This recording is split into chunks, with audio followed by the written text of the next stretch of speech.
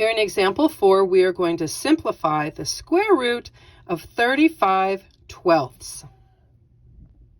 First things first, let's check to see if our fraction inside of the root can reduce. Does 35/12 reduce? Do they have anything in common? Nope, 35 and 12, they do not reduce. Step 2, let's go separate our original fraction, our original root, into its two parts, the square root of 35 divided by the square root of 12. In step 3, we need to tear these apart to see if we can make any bundles. So 35 comes from 5 times 7, and 12. Well, 12 came from 2 times 6, and 6 comes from 2 times 3. All right, so in the numerator, all I have is leftovers. I don't have any bundles at all. Okay. In my denominator, however, I do have a bundle of 2's, but I also have a leftover 3. So let's see what that's going to look like.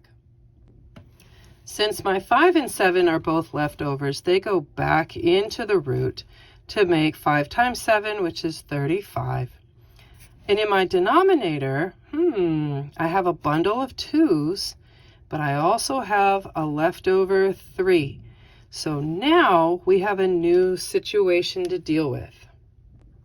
Step 4 told us that if you have a root on the denominator of a fraction, and we do, then you need to multiply this root to both the top and the bottom of the fraction. And that is exactly what I'm going to do.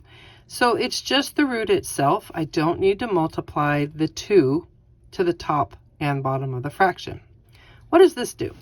So we've learned that the math gods do not allow us to have a root on the denominator of a fraction.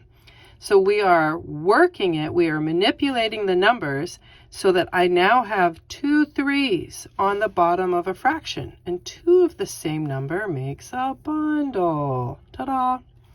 So what does that do for us? 35 times 3 is going to be in my numerator. We'll clean that up in just a moment. And in the denominator, I have a 2 that came from a bundle that's waiting. And now I also have a bundle of 3's.